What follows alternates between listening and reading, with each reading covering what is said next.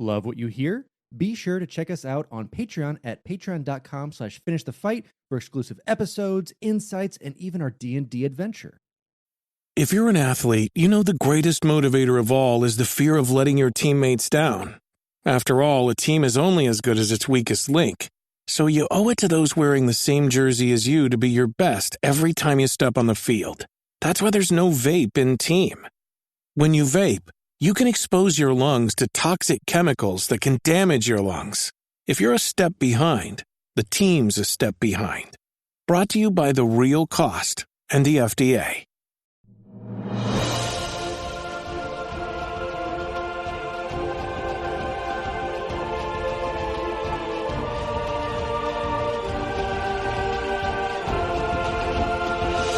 Welcome back to Finish the Fight, a gaming podcast, where we produce and develop the highest quality gaming research in podcast form. I am your host, Alex Kendall. And I am your host, Derek Baker. And today, Derek, we got to go fast.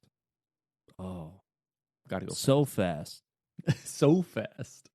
Because today, we are talking about the 90s or 80s-ish Sega breakout hit, Sonic the Hedgehog. Yeah, man. This game was really fast-paced. What a change. I mean, I didn't have a Sega growing up, so whenever I'd go over to a friend's house who did have a Sega, you know, you put the cartridge in, we're playing this game, I can't keep up, no idea what's going on, too quick for me. Maybe it's just my slow mind, my reflexes aren't great, even at a young age. Uncoordinated, falling over all the time. No, I'm just kidding. I was fine. But I couldn't play this game. I was really bad at Sonic. I mean, it was a lot of fun. The Sonic, I mean, it's not even just the game. It's not even just the flagship title. It's, you know, it's launched movies, the television shows, obviously, when, you know, we were growing up. Multiple sequels, serials, SpaghettiOs. Mm-hmm. You know, you've got all this Sonic merchandise all over the place, and was definitely like a big part of growing up in the 90s. It was. It was very much, you know, releasing in the very early 90s, which pretty much everyone always calls the 80s. Kind of any generation, it's that first year or two in. It's still kind of the past decade, but it's those 80s kids, you know, we're kind of the early 90s kids hitting this up, it becoming this household name. You know, not even just from Sega, but just from, like you said, like TV shows, products, and just knowing who Sonic the Hedgehog was. Synonymous with Nintendo's Mario. I mean, it was the rival to it. And you had these two flagship characters kind of going at it all throughout there, and in two different ways. You know, they very much wanted to speed it up. They saw like Super Mario as kind of like a slower paced side scroller. They're like, what if we did that times 10? I'm going to hit you with a hot question just to start this podcast off. Yes. Okay. Mario, Sonic, Crash Bandicoot. What's your pick? Mario, just because. But Crash crashed onto the course. And if we're talking racing games, they all have one. They all have one. That's the thing. They're all the flagship. They're all the flagship for it. You know, we're just waiting for that Master Chief Mario Kart-esque game to come out, and then we've got them all. We've got them all. If we get a Master Chief Mario Kart game, I'm gonna snap that up so fast. I mean, hey, 343, get on it. So let's jump into it. Sonic the Hedgehog is a platform video game developed by Sonic Team and published by Sega for the Sega Genesis. The first game in the Sonic the Hedgehog franchise, it was released in North America in June 1991. And in the PAL or PAL regions and Japan the following month. The game features Sonic the Hedgehog, who can run at supersonic speeds, setting out on a quest to defeat Dr. Robotnik, a scientist seeking the Chaos Emeralds that has imprisoned animals and robots. Gameplay involves collecting rings, and similar to other platforms of the era, like Mario, simple controls featuring a single button for jumping and attacking. Sega was looking for a mascot to compete with Nintendo's Mario, and in 1990, they ordered development for a new flagship character. After many suggestions, the developers decided on a blue hedgehog and named themselves Sonic Team to match the character. Sonic the Hedgehog, designed for fast gameplay, was influenced greatly by the Super Mario franchise.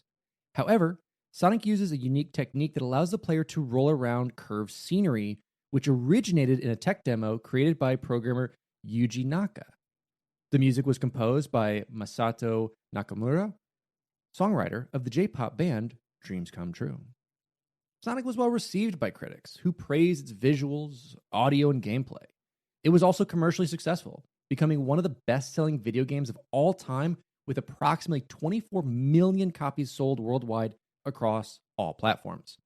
Furthermore, it established the Genesis as a key player in the 16-bit era and allowed it to compete with the Nintendo's Super Nintendo.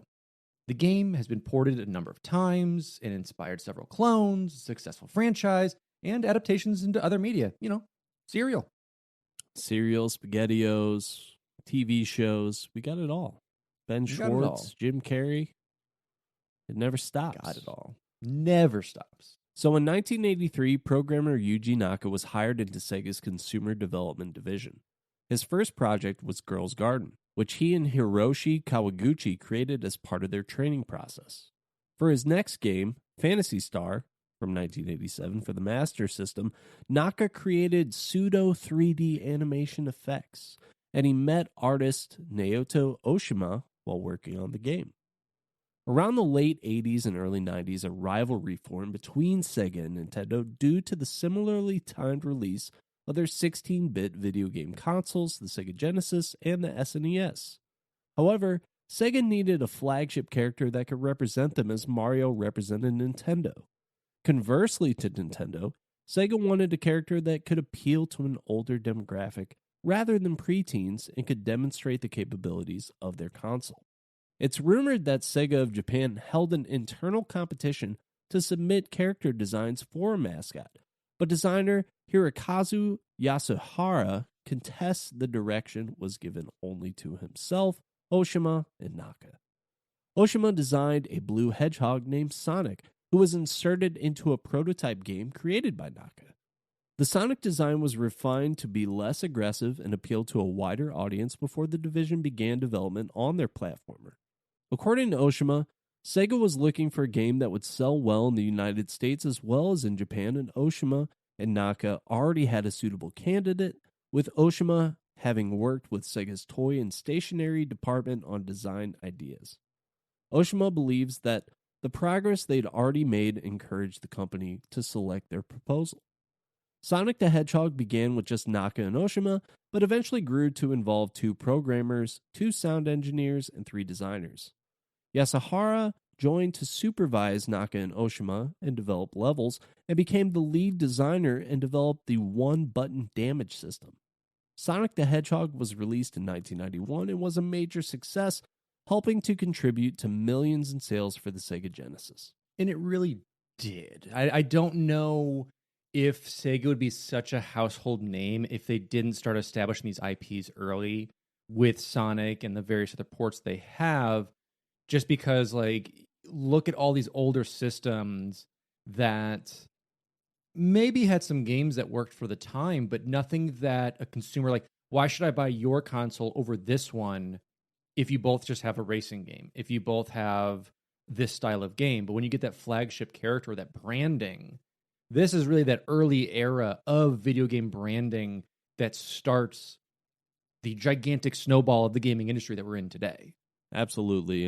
And Sonic was a really great design and a good comparison. I think doing a side-scroller versus side-scroller was a good decision by them. Yeah, I mean, kind of one for one, and showing hey, they have a side-scroller, we do too.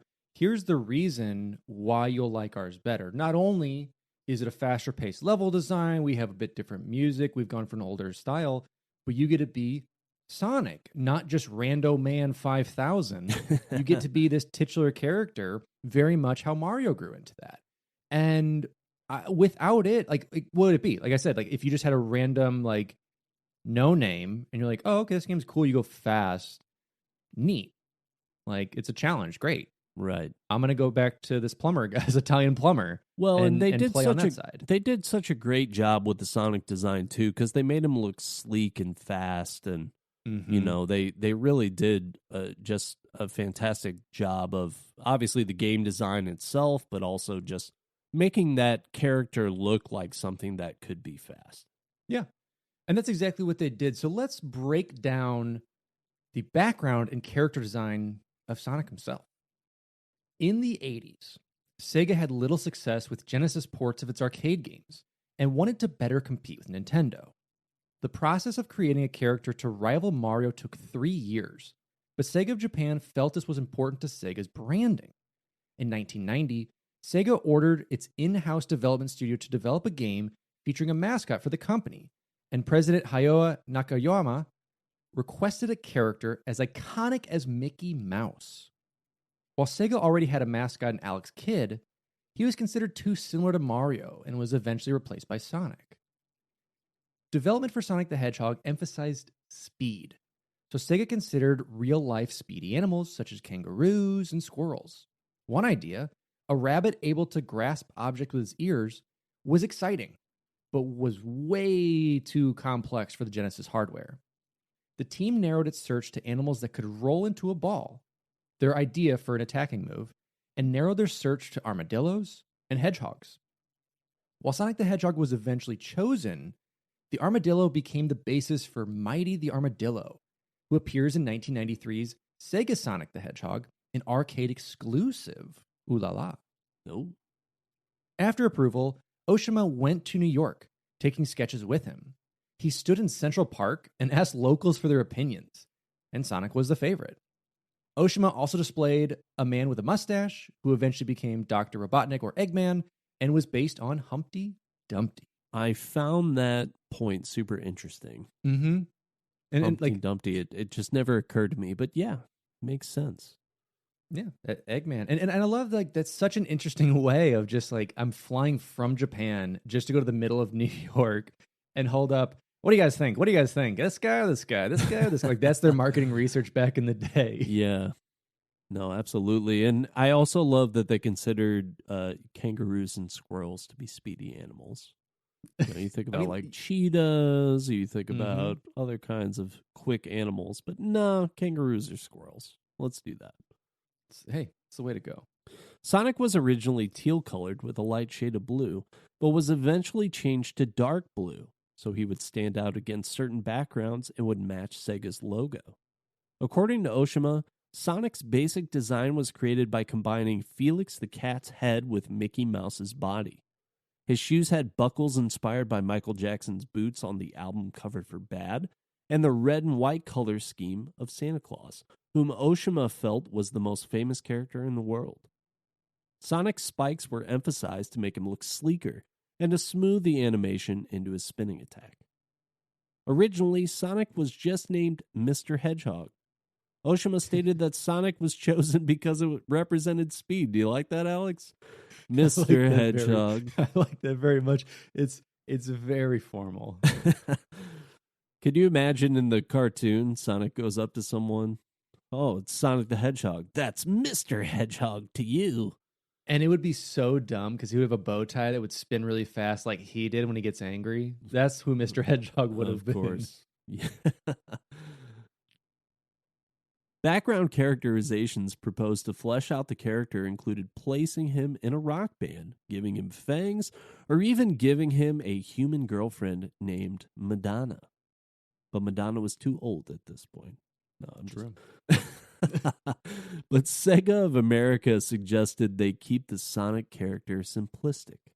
They were also concerned that Americans wouldn't even know what a hedgehog was and suggested a full rebuild, but compromised with Sonic Team to make design changes. Sonic's main antagonist was named Dr. Eggman in Japan and Dr. Robotnik in other regions as a result of a dispute between Sega's American and Japanese divisions. And I think that there's actually a lot of influence on the Sonic franchise just based on the separation on what was right and what was wrong between the American and Japanese divisions. And we see this a lot in Japanese or originated companies. Where we go back and I feel like I reference this all the time. But when you think about Nintendo of America versus the Japanese leaders of Nintendo, and you think about Pokemon and they wanted to just basically recreate so many of these iconic characters, including Pikachu. And sometimes the Americans are right, and sometimes they're not. And in this case, I feel like both work really well.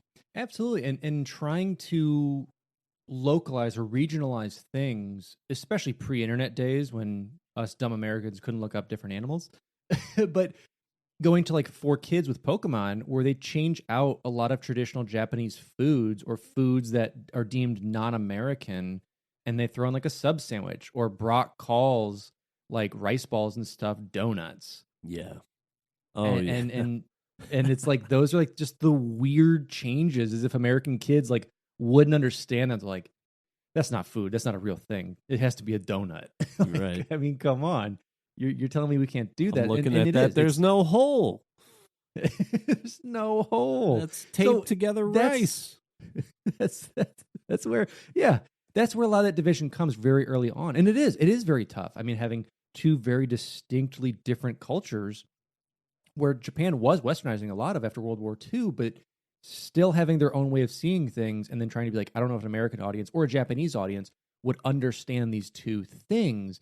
And it's just funny to see that in English specifically, like Eggman and Robotnik are so interchangeable, and everyone knows exactly who you're talking about in the Sonic franchise, regardless of what name you use. And they even swap them sometimes in the future games when they actually have the characters talk. They'll swap between the two of them. Well, it's almost like a tease, where you could call him Dr. Robotnik. That's the official name, but Sonic's like, okay, Eggman. Yeah. It's such like a downer name, or kind of like making fun of him and his shape, and like him having to like use these flying things, and like it is, and it's a very like it takes that kind of punk rock idea, or that rock band idea of Sonic, and gives him like that little like edginess to him. Oh yeah, that Mario doesn't have. And that punk rock and putting him in a rock band idea is just carried on so well within the franchise, because they've really stuck to mostly like a rock band feel for these games. So it originated here, and it's continued on to this day. And there's been a little bit of a compromise between the American and the Japanese audiences, because we've got, I guess they settled on chili dogs, right? Yeah, it's just an interesting way to build out the character, and it became this iconic character in its own sense that kind of broke that barrier down of the two different cultures. And after your initial launch, then the character kind of became its own thing. It wasn't just Sega Sonic. It was Sonic the Hedgehog, who was like its own entity in a way, and kind of like transcended that, cultural gap between it, which is really cool. Yeah. That chili dog thing was a joke, by the way. I don't think it just didn't land at all. Oh no. They fully chili dogs have. I don't know that there's a connection between chili dogs and Japanese and American audiences, but if there is, you know what, I think there is, because I'm not a huge connoisseur or knower of Japanese street food, but Korean street food, there's a lot of hot dogs involved. Oh, so they could even breed a bridge connection. Korea is the bridge connection between the United States food and Japanese food. Okay, we might have just solved something here on Finish the Fight. We just solved it. And after our solving the case, let's talk about the concept and programming, what it took to build out the game, and what Naka did really to get this off the ground. So with their flagship character design completed, Sega turned to programmer Naka due to his work on Phantasy Star and port of Ghouls and Ghosts. Naka, like most gamers, was a fan of Super Mario Bros., but desired something faster. So Sonic was made to play quickly and reactionary, and it's where he focused most of his time. While the team originated at 7, members were added as the need for content increased, and the team worked under the code name Defeat Mario. Original development with the rabbit character had led to some issues. For instance, the rabbit's ears lifting and tossing items led to breaks in gameplay. Sega appointed Yashihara to supervise Naka and Oshima and to develop levels. He became the lead designer due to his greater experience, and decided the game's playability could only be achieved through Sonic's ability to jump and damage the enemies simultaneously. So they came up with the idea of, what was known at the time, the rabbit rolling into a ball.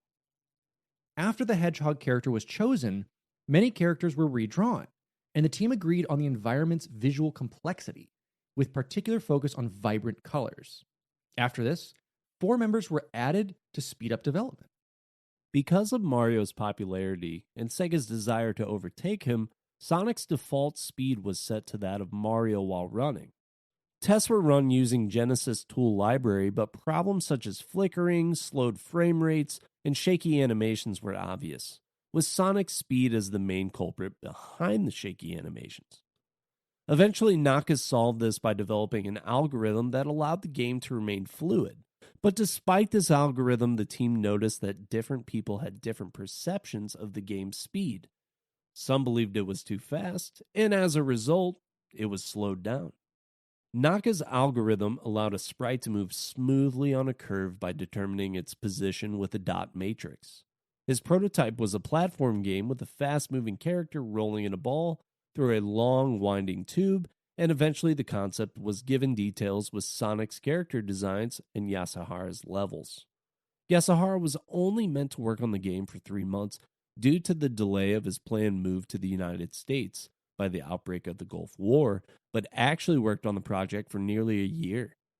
His level designs were intended to attract both hardcore and casual gamers by integrating occasional challenging set pieces into the mostly accessible level design. The color scheme was influenced by the work of pop artist Aizen Suzuki, and the aesthetics of Green Hill were influenced by California. In Green Hill, it's such a classic level. These early level designs of Mario, Sonic, and the like were so iconic. I have a theory on why Green Hill is so popular. Oh, and iconic. Do tell. Because no one got past it. Because this game was so hard. So it was the only level you ever played. So you play the 4 Green Hill zones. You're like, nope, can't get past the 4th one. That is correct. You got to Dr. years. Eggman and you maybe beat him or you maybe didn't. And then you started over and you played Green Hill another time. So that's why it's understandable. Let me go on just a quick tangent real quick, talking about games like that. So I had the Super Mario RPG for Super Nintendo. I, at the time, had thought that it was just a demo. So I would just go to fight Bowser for the first fight and then just keep restarting the game. And I did not understand that there was more to it, unfortunately. But there was. Yeah. It was a sad day for gamer Alex. Yeah. Well, I ended up giving that game to a friend because I'm like, yeah, you can't do anything. You just fight Bowser and then you're done. I don't know why I got this game. That's amazing. It was so dumb. That's awesome.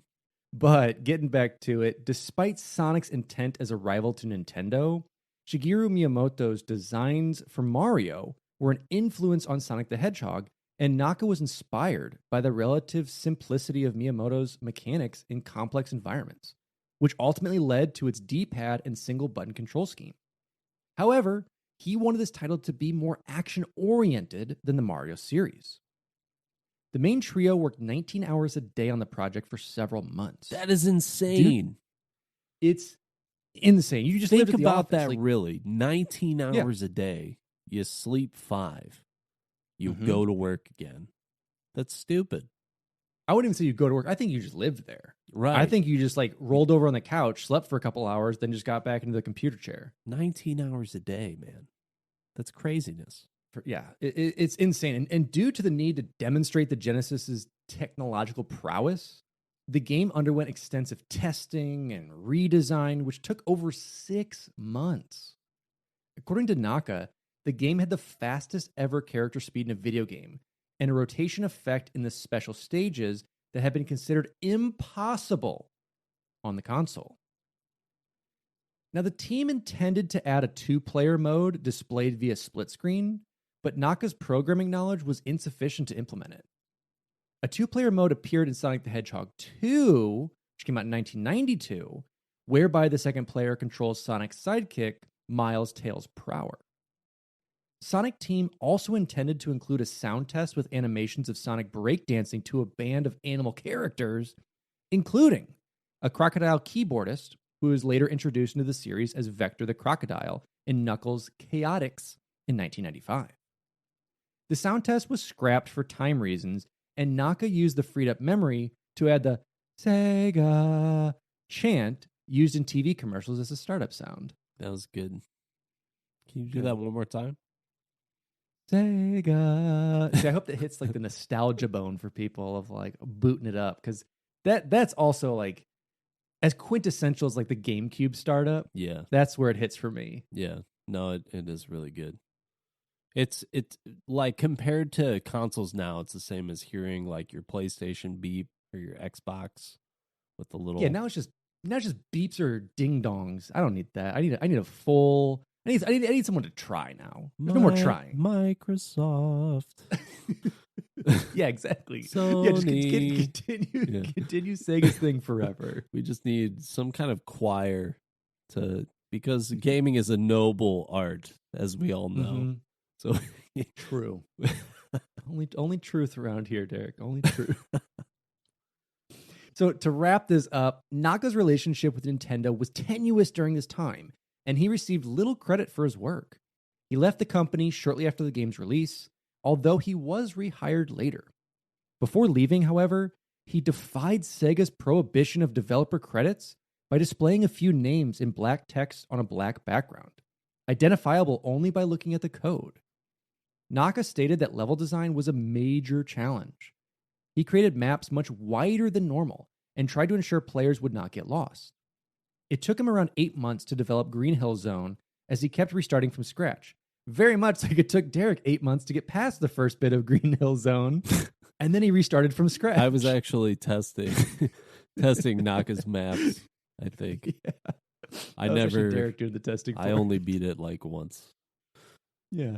Naga stated that the team was focused on creating smooth maps, and that implementing looping structures was a challenge because Sonic would break through them instead of running up and into them. The backgrounds were also a challenge, as sometimes the game's speed created the impression of going backwards. It's like looking at a set of rims. You're like, wait a minute. Is that really going forward? And it is. I mean, it's one of those like technological leaps. You're like, we're going to make the fastest character ever. Also, we're going to add like basically a 2.5D loop where Sonic would go around it and break the environment, but not. So Right. Here we go. You got to find that perfect middle ground where it's like he's going so fast, but the background has to move with him a little bit. Because as much as we all love Green Hill Zone, I know that I do because it's the only one I've ever seen. But we don't want to see it for that long. So let's move on from Green Hill Zone, Derek's first time in his life. Head over to the marketing. Illustrator Akira Watanabe said his goal was to make the characters colorful, using clear lines and gradation to finish them neatly. And according to Watanabe, the developers asked him to create a package design similar to pop art without being particular to conventional packages, something original and stylish. The game was not revealed until the January 1991 International Consumer Electronics Show, because Sega wanted to wait until the right time and because they saw an opportunity to, quote, steal the show. And at the show, Sonic the Hedgehog was believed to be the most impressive game shown, and it won the CES Award for Innovation. Sega of America CEO Tom Kalinske wanted reassurance that the character would not fail. The global head of marketing, Al Nilsson, became involved and play-tested the game across the United States with Mario fans. They were shown Mario and then played Sonic the Hedgehog. 80% preferred Sonic the Hedgehog, and the game was shown at the 1991 Summer Consumer Electronics Show. It was released in North America on June 23rd, 1991, like we said. In November 1991, Sega of America packaged it with American Genesis consoles, replacing Altered Beast. This tactic enabled Sega of America to sell 15 million Genesis units, and Genesis owners who bought their consoles before the Switch could request free copies of Sonic the Hedgehog by mail. Sega of America created a marketing campaign making Sonic its new official mascot. It's such a weird old school tactic of like, Hey, I bought this with Altered Beasts. Can I get Sonic? Yeah, just mail us in a thing and we'll send you one for free. And that just shows like how much they needed this mascot to work. Like it didn't matter what the cost of it kind of was. Like they needed this to go. Alex the Kid, out of here. Yeah. Sonic is the new mascot. Well, now it's like, you know what? You're not even going to buy this console. You're not even going to get this. So good luck getting a game. Exactly. So it's interesting to see like that old school way of just, hey, you want this game free? Perfect. Yeah. Here you go. Yeah, if you go back in time, it's like, okay, PS5, Xbox Series X, nah, you can't even get that. Go back to like Xbox 360, PS3, you're getting Qbert. Go back to go back to GameCube, PS2, original Xbox. Maybe get a demo. I don't know. I don't actually remember those days too well. You get some demo discs, especially with the first Xbox. You got a lot of their like being a flagship console, getting a lot of their demos out there. Yeah, Sega Genesis. Hey, we'll just give you Sonic the Hedgehog, the original, if you want it. Yeah. I do, as a matter of fact, have one of the OG ones that came with the console. Oh. And on the side of it, on the front, is the art of the Sonic game. On a fat bar next to it, it says "not for resale." Oh yeah, not for resale, and I'm sure you can find those being resold all over the world. Illegal. That's why illegal. I'm not mine. Copyright Illegal. infringement. Arg. So let me go ahead and just dumb this down real quick. But I'm gonna go ahead. If none of you have played the OG Sonic, I'm gonna give you a gameplay description of what it is. You never played a side scroller. This is for you. Anyone else who's done it, suffer through this. If you've Sonic the Hedgehog. if you've never played a side scroller, what have you been doing? There's got to be one, right? Why are you listening to this? Paulson, you. This is for you. Sonic the Hedgehog is a 2D side-scrolling platform game. The gameplay centers on Sonic the Hedgehog's ability to run at high speed through levels that include springs, slopes, bottomless pits, and vertical loops. The levels are populated with hazards in the form of robots, inside which Dr. Robotnik has trapped animals. Destroying a robot frees the creature, but is not necessary to complete the game. The player must also avoid touching spikes, falling into bottomless pits, and being crushed by moving walls or platforms, as well as drowning, which is the scariest thing in the entire world, and the drowning music haunts my dreams today. Sonic's main means of attack is the spin attack, in which he curls up into a ball and rapidly spins his body, damaging enemies and certain obstacles upon collision. This may be performed by jumping or by rolling on the ground. At the start of the game, the player is given 3 lives, each of which may be lost if Sonic collides with hazardous enemies or objects while in possession of no rings. No maidens, no rings. Falls to the bottom of this level or exceeds an act's 10-minute time limit. Signposts acts as checkpoints to allow Sonic to return to the most recent activated post when he loses a life. The time resets when he returns to the checkpoint. We're losing it. The game ends when the player runs out of lives, although the player may return to the beginning of the act, or as we call it, derricking, with 3 lives if the player has any continues. Is there more than one act? Can you even drown in Green Hill Zone? I don't actually know. No, Green Hill you can't. Yeah. I know it's like the industrial ones. There's a couple others that have like actual water bits. Yeah. Nah. Yeah. I have no idea what you're talking about with the scary music. I've seen Dr. Eggman one time. It was in a dream. Listen, you've lived a true life then. You have not lived a life of horror. I've seen Jim Carrey. God, Drew Carey. I've seen Jim Carrey Eggman more times than I've seen video game Eggman, for sure. Really? Very interesting. Very interesting. And I've never seen that movie. So that tells you something about marketing. True. Scattered around each level are gold rings. Collecting 100 rings rewards the player with an extra life. Rings act as a layer of protection against hazards. If Sonic holds at least 1 ring when he collides with an enemy or a dangerous obstacle, all his rings will scatter. He can recollect some of them again before they disappear. But if he's hit without holding any rings, he loses a life. Shields and temporary invincibility can be collected to provide additional layers of protection, but certain hazards such as drowning, Alex, Being crushed, falling into the bottomless pits, or running out of time kills Sonic regardless of rings or other protection. The game is split into 6 zones, followed by a short final zone. Each main zone has its own visual style, and while some enemies appear throughout, each zone has unique enemies and obstacles. Each main zone is split into 3 acts, all of which must be completed, and at the end of each main zone's third act, the player confronts Dr. Robotnik or Eggman for a boss fight.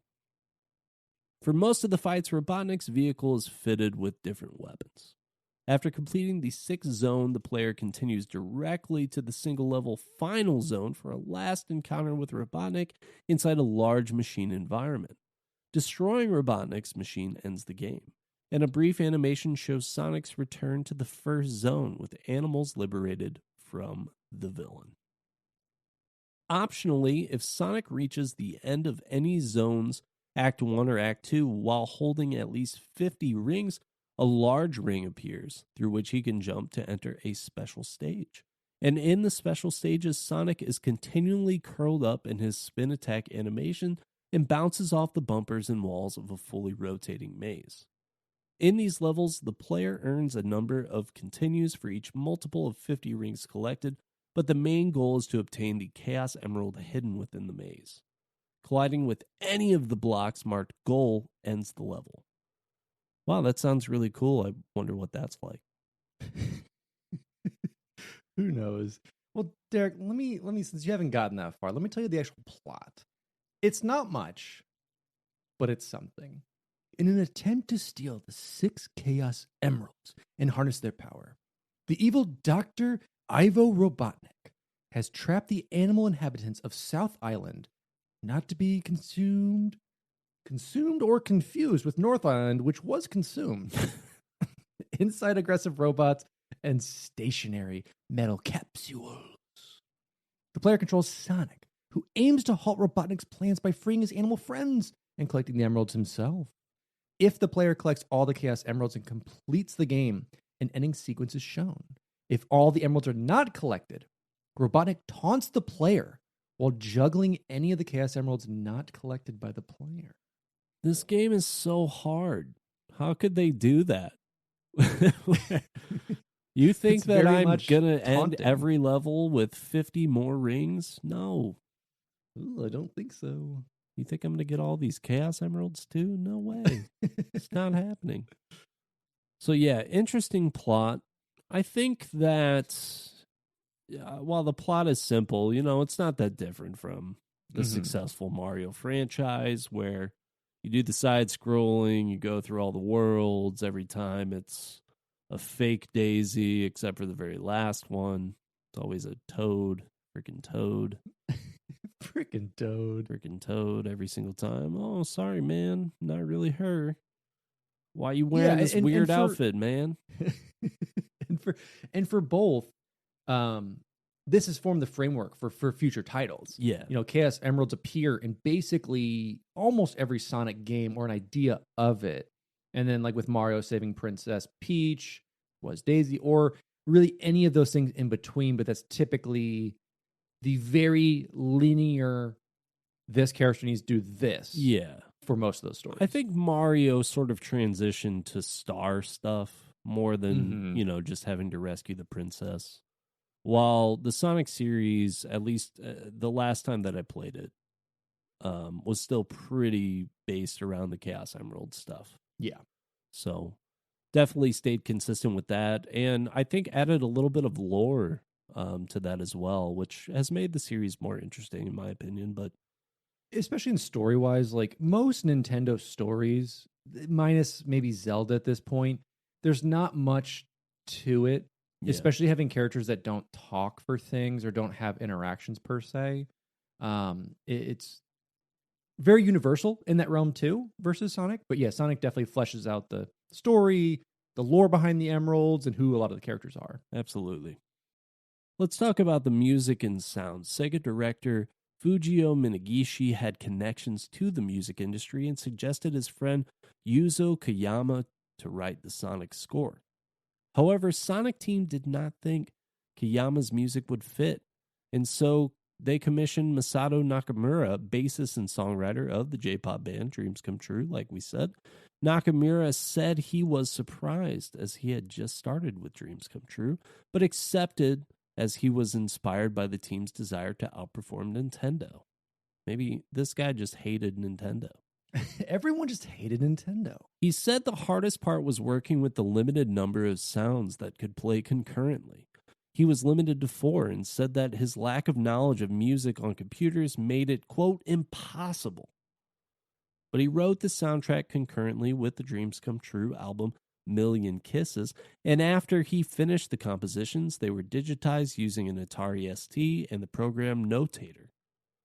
On October 19, 2011, over 20 years after the release, a 3-disc compilation of music from Sonic the Hedgehog and Sonic the Hedgehog 2 was released in Japan. The first disc features original tracks from both games, and the second contains Nakamura's demo recordings before they were programmed into the Genesis. The third has songs by Dreams Come True and their associated Akon remixes. That's an STL throwback there, baby. Oh, yeah, that's a necessary collector's item. If you don't have the October 19, 2021 3-disc comp of Sonic the Hedgehog and Sonic the Hedgehog 2, what are you even doing with your life? Hometown hero, baby. So, yeah, the music, I think, is very quintessential, again, to both Mario and Sonic. Sonic, in this game, took a much different approach versus the doot-doot-doot-doot-doot symphony. Yeah. And brought on like this bassist of this J-pop band to be like, hey, compete with Nintendo, please. And having never like done it, creates super, super iconic music. Yeah. And to like just jump into it. Like very much so like I just joined this band. Hey, come do this. I have no idea what I'm doing, but yeah, let's do it. I love the Let's Green try it. Hill Zone theme. Yeah. Maybe it's just so maybe cool. the only one I love. But it's worth listening to if you have not listened to the soundtrack at all of the OG Sonics. Each zone has such a unique feel to it. Again, like Mario's done, but very unique to each of the areas and incorporating some of that background elements, whether it's in like the poison stage or like the metally stage, underwater, Green Hill Zone. It all fits that really well. Yeah. No, I imagine that it is very difficult because, like, band members a lot of times have a good knowledge of music, but it really depends on how classically trained you are. And it would be difficult, I think, to translate just directly from a band setting to this, like, 16-bit little, kind of music, 4 tracks. It's a more constrained type of music. There's probably things that he wanted to do that he wasn't able to do. I haven't heard those original demo recordings, but I imagine that it would be pretty interesting just to hear how much he had to condense his original thoughts just to make them work in a video game setting for the era. Especially, I mean, very early on in like the computer days. Like I think a lot of people, even at that time in like 89, 90, 91, maybe didn't have access per se to a lot of the tech that they would need to create these versions of it, which is just really, really interesting. But let's go ahead and move on to the variations of the release of Sonic. Typically for modern stuff, you'd have it on multiple consoles or various generations. They created like several different versions of it. And the first one was actually an 8-bit version. So a version of Sonic the Hedgehog was developed by Ancient and released in late 1991 for Sega's 8-bit consoles, the Master System, and Game Gear. Game Gear is very much like the Game Boy. Its plot and gameplay mechanics are similar to the 16-bit version, though some level themes and digital assets are different, and Chaos Emeralds are scattered throughout the levels rather than in those special stages. Gameplay as a whole is simplified. The level design is flatter and has a larger focus on exploration with no vertical loops, and Sonic cannot recollect his rings after being hit. The game has a different soundtrack composed by Yuzo Koshiro, which includes adaptations of music from the original version. It was the final game released for the Master System in North America. The Master System version was re-released for Wii's Virtual Console service in North America and Europe in August of 2008. The Game Gear version was released for the Nintendo 3DS Virtual Console on June 13th, 2013, and included as an unlockable game in Sonic Adventure DX Director's Cut for GameCube and Windows, and Sonic Mega Collection Plus for PS2, Xbox, and Windows. Hey, it's Kaylee Cuoco for Priceline. Ready to go to your happy place for a happy price? Well, why didn't you say so? Just download the Priceline app right now and save up to 60% on hotels. So whether it's Cousin Kevin's Kazoo Concert in Kansas City, go Kevin, or Becky's Bachelorette Bash in Bermuda, you never have to miss a trip ever again. So download the Priceline app today. Your savings are waiting. Go to your happy place for a happy price. Go to your happy price, Priceline. And of course, after the 8-bit version, there was Sonic the Hedgehog on Genesis. To mark the game's 15th anniversary, a port for the Game Boy Advance, Sonic the Hedgehog Genesis, was released on November 14th, 2006. And while the port is mostly identical to the original and includes several new features not seen in the original Genesis release, such as the ability to save game progress and the inclusion of the spin dash move. This version, unlike others, received poor reviews, with a Metacritic score of 33 out of 100. The chief complaints concerned its poor conversion to the Game Boy Advance, resulting in a bad performance and poor implementation of the original music and gameplay. As a response to the poor reception and claims that the system could not handle the original game, Simon Tomley, who later assisted with the development of the 2013 mobile port, released an unofficial proof-of-concept version of Sonic the Hedgehog for the system. The unofficial version contains a complete Green Hill Zone and 2 special stages, as well as Tails and Knuckles as playable characters. So, people coming in to fix the mess, and we'll see that, from like the 06 on, as people start to make their own kind of fan games of various industries. We had the 2013 remaster. A remastered mobile port was released on iOS on May 15th, 2013, with an Android version following the next day. This version was developed by Christian Whitehead and Simon Tomley of Headcanon from scratch using the Retro engine, previously used in the 2011 remaster of Sonic CD. This port features several enhancements, such as widescreen graphics, the optional ability to spin dash, an additional special stage, a time attack mode, and the unlockable option to play as Tails or Knuckles. It additionally features a heavily expanded debug mode, which allows for use of unused elements and elements from more recent games, such as the character's super forms. The iOS version was updated in 2016, adding compatibility with Apple TV. And then we had a Nintendo 3DS version, 3D Sonic the Hedgehog, and it was released as part of the 3D Classics line in 2013. This version, unlike most of the downloadable re-releases of the game, is not emulated. Rather, the code was restructured to take advantage of the 3DS system's stereoscopic 3D graphics and comes with additional enhancements, such as the option to use the spin dash move, a CRT-style filter, and the option to start from any level. Have you used those CRT-style filters before? A little bit on the 3DS.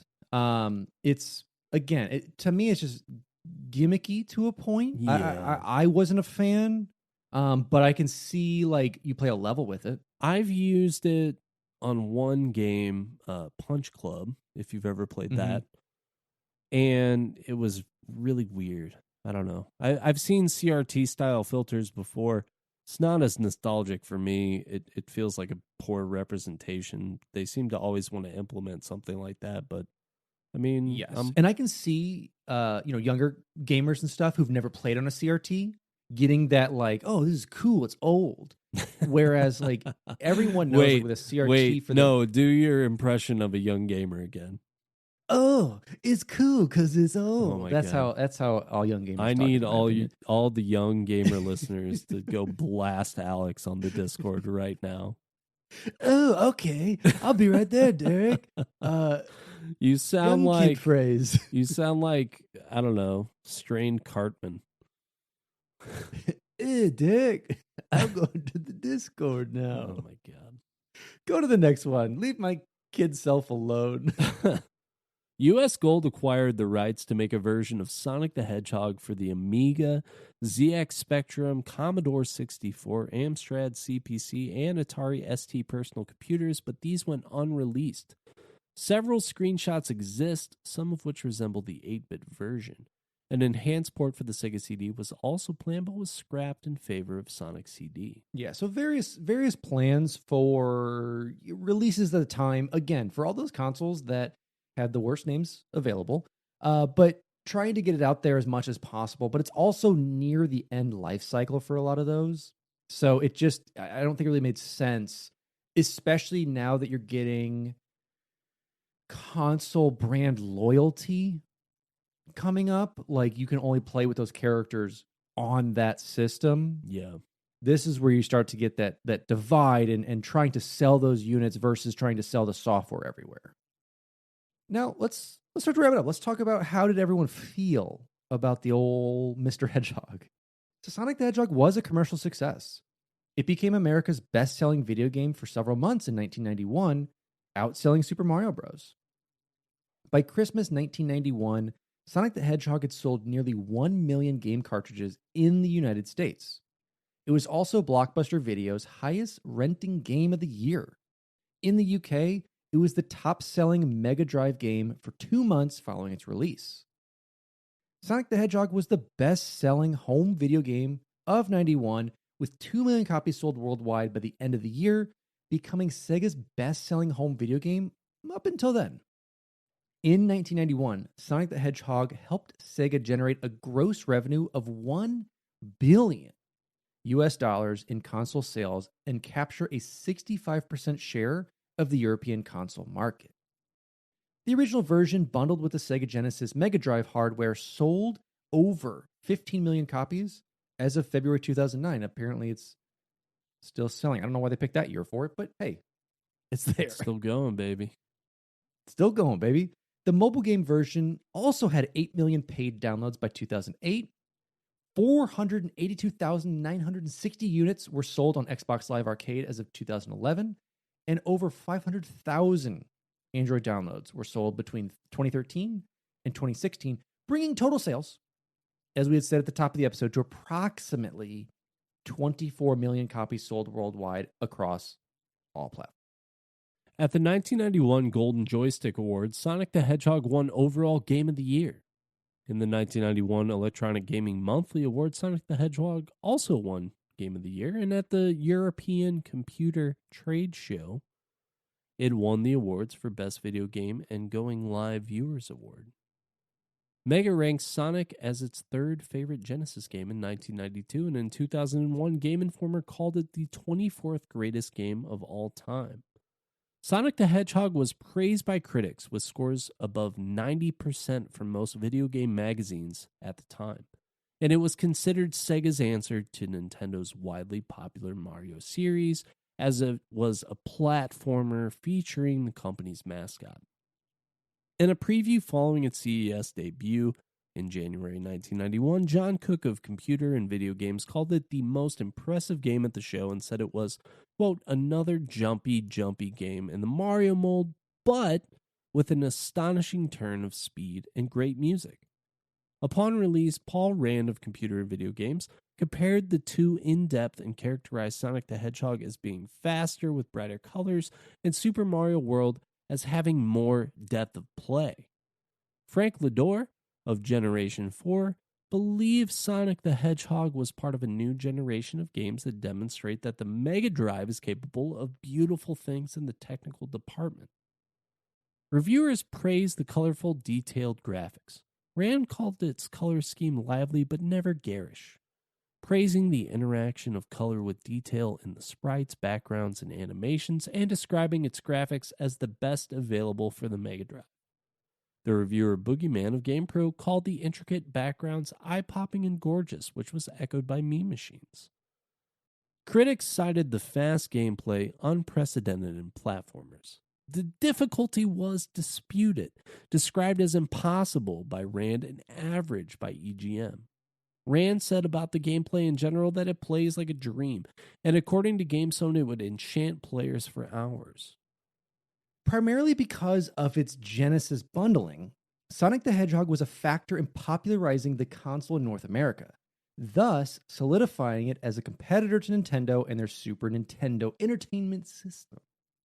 During October through December of 1991, with the game's success, the Genesis outsold the SNES by 2-1. At its January 1992 peak, it gained a foothold in the industry and had 65% of the market for 16-bit consoles. Although Nintendo eventually overtook Sega, it was the first time since December 1985 that Nintendo did not lead the console market. Sonic the Hedgehog inspired similar platformers starring animal mascots, including Bubsy, Arrow the Acrobat, James Pond 3, Earthworm Jim, Zero the Kamikaze Squirrel, and Radical Rex. Animals with Attitude games carried over to the next generation of consoles, with the developers of Crash Bandicoot and Gex citing Sonic as a major inspiration. Sonic's success led to an extensive media franchise, with the first of many sequels, Sonic the Hedgehog 2, releasing the following year. It has generated dozens of additional games and a large cast of recurring characters, keeping Sonic and Robotnik mainstays, and continued beyond Sega's exit from the console industry after the Dreamcast. The series has ventured from platformers to fighting, racing, role-playing, and sports games, and also expanded to anime, manga, cartoons, comic books, novels, toys, SpaghettiOs, all this other stuff. It's all there. Sonic the Hedgehog is one of the best-selling video game franchises of all time, with over 140 million copies sold or downloaded worldwide across all consoles, PCs, mobile phones, and tablets by May of 2014. The game's first level, Green Hill Zone, or as Derek knows it, the entire game, has been seen in later games, such as Sonic Adventure 2, Sonic Generations, Sonic Mania, Sonic Forces, and the Super Smash Bros. Series. The game inspired a number of unofficial variants, including Samari, a pirated NES conversion featuring Nintendo's Mario character and levels from the original Sonic game, Sonic the Hedgehog Megamix, a total conversion mod of the original game, and Sonic 1 Boomed, a ROM hack which implements Sonic's redesign from the Sonic Boom animated series. And, as we're seeing in current day-to-day, released in 2020, was the Sonic movie, and coming out, is it later this year? 2022? I believe so. Is Sonic 2, which pays homage to the original Sonic 2 cover. Really cool to see. And I know that's a whole nother can of worms to open up of Sonic movie and everything with that, but it's so cool to see that IP for a new generation in this way. And to see like the Sonic name continue on past the rough ports, past the rough gameplay of future games, to see Mr. Hedgehog really come into his own. Mr. Hedgehog, I feel like Mr. Hedgehog is a good name for what the original Sonic movie design was versus the Yes. That one was Mr. Hedgehog, and he was creepy and really like nightmare inducing. Yes. The sleep paralysis Very demon much so. version of Sonic the Hedgehog. the embodiment and personification of the drowning music was that Sonic the Hedgehog. It was, yeah, I still think about it sometimes when I wake up in the middle of the night and can't move. You just hear Chili Dog whispered in your ear next to you as Mr. Hedgehog It's so hovers disappointing over. because I love Ben Schwartz, but I can't watch him anymore. Hey, it's understandable. But anyway, that is our wrap of the OG, the original, the start of it all, Sonic the Hedgehog. As always, Derek, what do you think of it? Why did we choose it? I think we know why you think of it at this point. You could give it, if you want to rate Green Hill Zone, we'll go with that. I understand I understand its intentions. I am a huge Super Mario Bros. Like that NES Mario Brothers game, so good. So good. I love that. Mm-hmm. I still play that game sometimes. It's my preferred platformer. If I go back and look for something casual, I just could never really get into Sonic the Hedgehog as a game. these side-scrolling platformers, because I agree with a lot of the criticism of it being too fast. Mm-hmm. I felt like when I was playing this game, it was always moving way too quick. I was missing things. It was like it simultaneously wanted me to be going too fast, but it wanted me to have already memorized everything. And maybe it's just, a lack of patience on my part. Maybe I was supposed to be going back and learning every route and doing everything. But for a game that feels like it's supposed to be quick and reactionary and fun, it felt so painstakingly slow in that process. So for me, this game is like a 4 out of 10. I do not have fond memories out of Sonic the Hedgehog. As far as the Sega Genesis version is concerned, I do like some of the other 3D iterations of Sonic the Hedgehog. Mm-hmm. But this one was just not one for me. And that's understandable. Again, scores way off the chart. Understandable, though. And I think... Off the chart because it has numbers, or off the chart because it's 4? All of it. It doesn't all even of matter the at this above. point. Just all of it. All the above. Just check mark D. All if the they above. had Jim Carrey in the original, I might have liked it more. Might have been like, imagine if I was running through and then all of a sudden Jim Carrey pops up and he's like, "Somebody stop me!" And then yes, I think it would have improved vastly if we had some 16-bit Jim Carrey action going on. No, but I see where it's coming from, and I see the difficulty. I grew up as a Sega household, then a Nintendo household, so Sonic was my first platform I worked with, and I agree it's difficult. It's a very difficult game. It's hard to get into, almost impossible to master unless you dedicate a lot of time and, like you said, exploring the levels. And because there is a lot of verticality and back and forth through a lot of these levels that you may not ever see. You may just go like the route that feels good to you, whereas there may be a quicker route or a secret route to get more rings or variations of it. And then we see that in Sonic 2 as well. But I think it's a quintessential game that had to happen. I think it had to push that barrier and push the scope of what a platformer could be, as well as in difficulty sense. Because Mario Bros, for the most part, everyone could get it down. There's difficult aspects in the game, and they ramp those up slightly.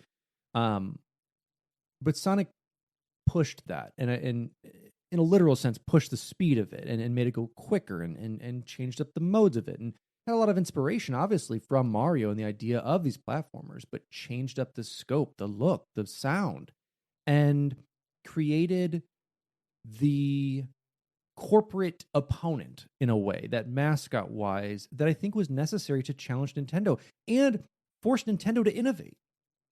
If we didn't have anyone going, like, what would we have seen from Nintendo that they wouldn't adapt or try and differentiate from Sonic and later from Crash and from all these other animal anthropomorphic 2D and 3D platformers that came out of it? And we see Banjo-Kazooie kind of come out of that idea of it from Rare, and that idea of like using these animals to explore and platform and have ideas with it. And same thing with Donkey Kong Country, and plenty of others have come off of the backs of like these two quote unquote rivals that are now frenemies under the same company.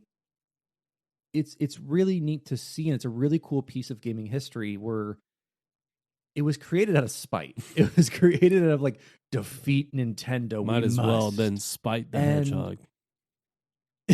Yeah, Mr. Spite. Mr. Spite. That's my dad. So it's just really cool. Mr. To, Spite's like, my see dad. That come you out can of call here. me Mr. Hedgehog. You call Mr. Hedgehog. Spite Hedgehog, full name. So it's necessary. I think as much as, like you said, like it wasn't, especially as a younger kid when I played it, there were definitely those times where like my dad or my cousin had to beat the things. I couldn't beat it. I could get through Green Hill Zone and some other stuff, but it just seemed such daunting task. And, fighting bosses, whereas in your OG Mario, it's just run under or over Bowser, get the axe, or done. have the fire. This was so much more blow like, them up. Yeah, exactly. Whereas in Sonic, it's much more of like Robotnik would come with various robots. You'd still jump on him, but challenging the way you did it, forcing you to change this end game thing that wasn't the same way each time. Yeah. It's more similar to like Super Mario World in that sense. Yes. Where there's always just a little bit of a different boss. You know, we've joked throughout this episode. I think I've gotten through a decent chunk of Sonic the Hedgehog. It's just like every time that I was running through something, I'm pacing it, I'm feeling good about it, you run into an enemy. So it always just kind of felt like the enemies and their placement and the spikes and stuff were so counterintuitive to the design. And that's why I just didn't really like this game, because it wants me to be quick so much. But then it's like I can only react so fast, you know, when the screen is so big and, you know, it's scrolling through. So I understand where people like it. I think the character is really cool. Obviously, and especially when you think of other forms of media, like I'd watch Sonic like TV shows or movies or whatever, the animated stuff, way more than I'd ever want to watch like the Mario series stuff. I feel like they have a lot more potential in that realm and character design. I just feel like the Mario games are better, and I don't know where the true money lies. I mean, obviously now it all lies with Nintendo, but yeah, where did merchandising hit? Where did this stuff hit? And I don't know if Nintendo's ever produced a show that wasn't Nightmare Fuel, especially in the 80s through the 90s. I thought for sure you were going to bring up the Super Mario Brothers movie. No, the movie's class act. That's an 11 out of 10. But as far as like the animation goes, for whether it was Legend of Zelda stuff or whether it was Mario, it was just such an acid trip looking animation that didn't ever, to me, fit what these things were trying to do. It was the exact opposite of how I felt. And maybe, let us know how you felt about like that type of stuff. Or did you watch the Sonic show? Did you partake in these things in your younger years, or, more recently with streaming? Have you watched any of that type of stuff? Let us know. But if I have to give a rating, just real quick, a rating for Sonic the Hedgehog, I would have to give it a over Sega, over out of. That's the sound of when you hit the end spin card. When you hit the gate. Out of 10. Yeah. Nice. Out of 10. Or the pew. That's the sound in my head it makes when you hit the little thing that spins, a little checkpoint. That's pretty accurate. Sega, don't sue me for those perfect reiterations of your sound effects. Those were from me. They weren't played over a soundboard. We're not stealing your sound. Just so everyone's clear Alex here. is really good at. Just really good at. I'm just basically like a Mockingjay at this point. That's what I do. Research for this episode was done by Alex Kendall and Derek Baker. The intro and outro music was recorded and composed by our friend Evan Barr, and our cover art for all our podcasts was made by Aaron Shattuck. And as always, some beautiful people there. We got the other beautiful people on our Patreon. If you're looking to support us, if you haven't heard any of our fun little ads yet with it, this is how you can support us and get some really cool stuff, whether it's shirts, t-shirts, which I guess are kind of the same thing, but, different name. One has a T in front of it. Stickers, exclusive post shows, exclusive episodes, access to all of our previous content is on there, as well as some bonuses like our Minecraft server, our D&D adventure, plenty of other really cool stuff. And if there's anything that you'd like to see, or just like you like to see from other patrons, let us know. We'll see what we can do. You can find us on Instagram, Twitter. We also have a Discord. Alex and I are hanging out in there all the time. We'd love to see you there. It's a lot of fun. We got a good crew of people over there. Talk about gaming, talk about the podcast, talk about all kinds of different stuff, off topic, Halo show, pretty much whatever you want. Come and hang out. Yeah, we have some regular game nights, some other bonus perks there. It's really awesome. And if you want to catch us on Twitch, you can catch me, Alex, over at twitch.tv/Sourman70. That's SOURMAN70. Or Derek over at twitch.tv/TheBakerman247. That is the Bakerman247. You can find this podcast on Apple Podcasts, Spotify, or most likely your favorite podcast listening platform. If you haven't yet, drop us a review. Helps us out a lot, and we love to hear from you guys. And that was our coverage of the OG, the Sega Genesis, Sonic the Hedgehog. Have you played some OG stuff? What is your opinion on platforming?